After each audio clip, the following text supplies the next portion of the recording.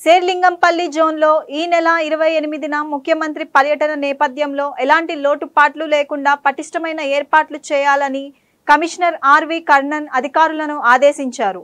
Public account committee chairman Serilingampally MLA Arekapudi Gandhi zonal project ఇంజనీర్లతో కలిసి P Janardhan Reddy Shilpa layout phase 2 ఫ్లైఓవర్ను పరిశీలించారు.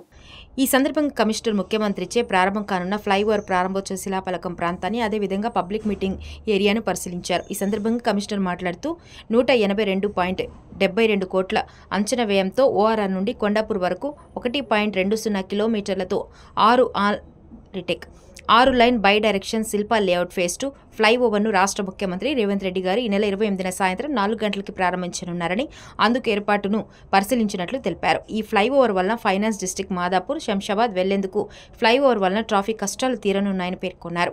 అంతేకాకుండా తిరుగు ప్రయాణంలో కొండాపూర్కు వెళ్లేందుకు గచ్చిబౌలి జంక్షన్లో ఎలాంటి ట్రాఫిక్ ఇబ్బందులు లేకుండా నేరుగా సకాలంలో గమ్యస్థానానికి వెళ్లేందుకు వెసులుబాటు ఉంటుందని కమిషనర్ కర్ణన్ తెలిపారు.